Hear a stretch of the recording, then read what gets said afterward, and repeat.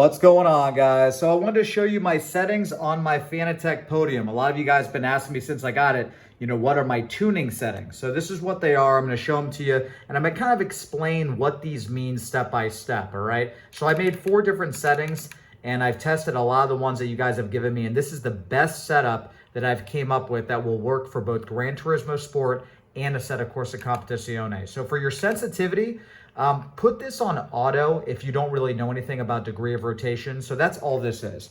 It's how much you turn to get full rotation, right? So in my personal opinion, you should adjust this for every car that you're using. So I think that, Group 3 cars should have a different degree of rotation than Group 4 cars. And Assetto Corsa Competizione, I think a Porsche should have a different degree of rotation than a Bentley. And that's kind of your job to kind of play with it and get something that you're comfortable with. So if you don't feel like doing all that, just set it on auto. But I really, really do recommend going through each car and getting comfortable and changing this, like I said, car to car.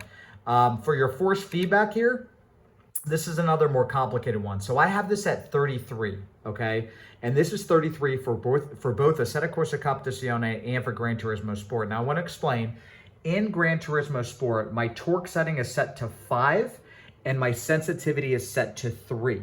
Okay, that's for Gran Turismo Sport. Now for Assetto Corsa Competizione, I have my gain. The gain is set to 75 and my dynamic dampening is set to 30. Everything else is 0, okay? And that is with this being set at 33. That's my personal preference.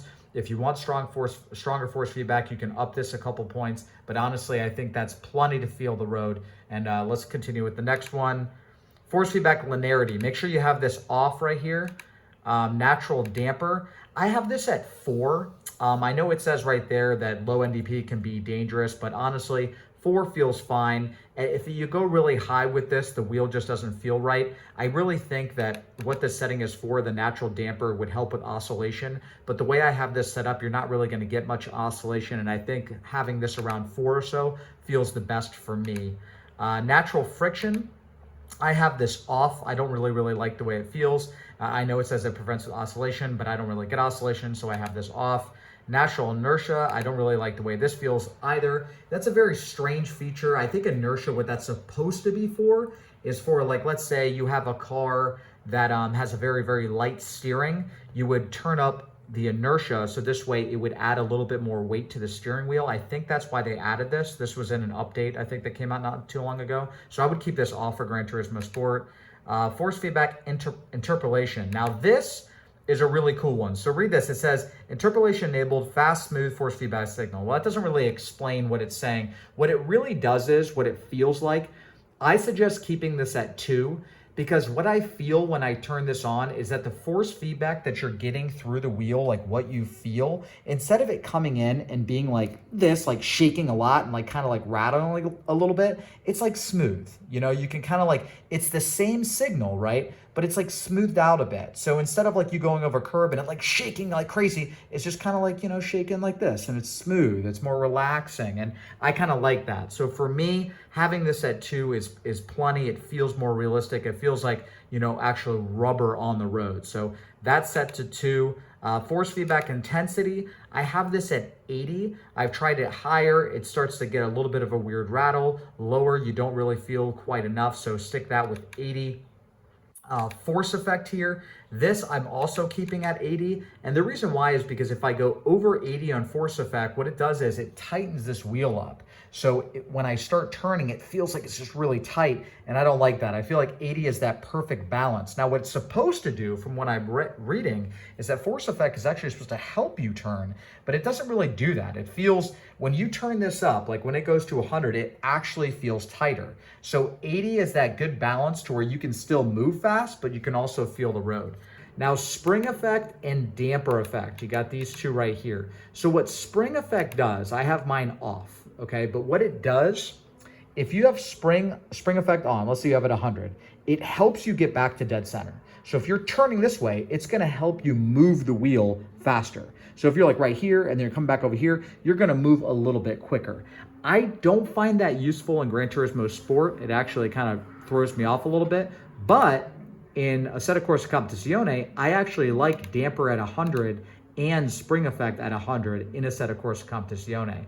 And I think that's because you have to be much more precise in Assetto Corsa, and it helps me feel the car a bit more and not throw it around as much, and it helps me be a little bit more smooth, because what the damper effect does, it creates a bit more friction in the wheel, and you have to be smoother and really pay attention to what's going on, and I do like that. So like I said, in Assetto Corsa Competizione, damper effect is set to 100, same with spring effect. In Gran Turismo Sport, I turned both of these off. ABS. So ABS, this is only going to be used if you have V3 pedals. So what this does is basically, if you have it set to 100, that means your pedals will vibrate at 100.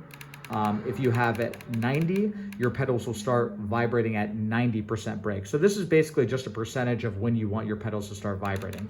I keep it off because it doesn't, I don't even feel it in Gran Turismo Sport. I honestly don't even think it works. Some people have said that it does, but I've never felt it to work. I only use it in Assetto Corsa Competizione. Shock vibration. So I always keep this at 100. Apparently this adjusts the rumble motors.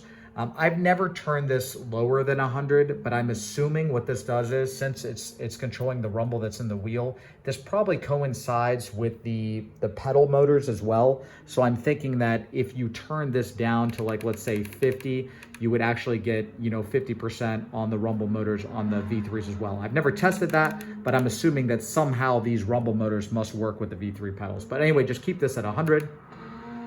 MPS function, I keep that at auto. Brake force. Now this is going to be the biggest thing that we talk about, all right? Brake force is at 20. Now, I really like a light brake. Now, I know a lot of you guys, and I've seen a lot of videos online, everyone's like, oh man, I got to get this, I got to get a brake kit, I like a really heavy brake, and they use racing shoes and all this stuff. Look, I race in socks. I'm not slamming my brake against the floor. I'm not trying to break anything. I'm pretty smooth when I brake. So for me, 20 is fine, that works for me. But if you are aggressive, if you're racing and you push the brake down really, really hard, you might want to bump this up to, 40, 45, somewhere around there. But for me, I like a very, very light brake. And this is going to be different for everyone. But I will give you one tip. This is one of the most important settings that are going to be on this wheel, because braking is extremely underrated. You really need to know the difference between feeling 10% brake and, let's say, 30% brake, because that is a massive amount of speed when you're trail braking through a turn. So spend a lot of time figuring out what brake setting works for you. Pay attention, look at your brake meter, make sure that you're at full brake, or you're at 20%, or you're at 50%, because I'm telling you, in the long run, when you're racing, being comfortable with your brake is going to help a lot.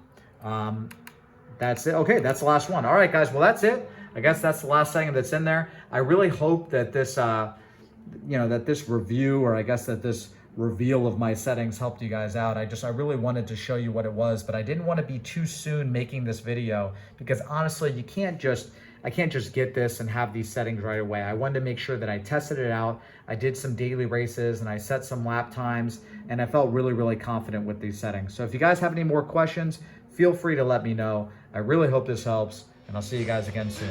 Take it easy, guys.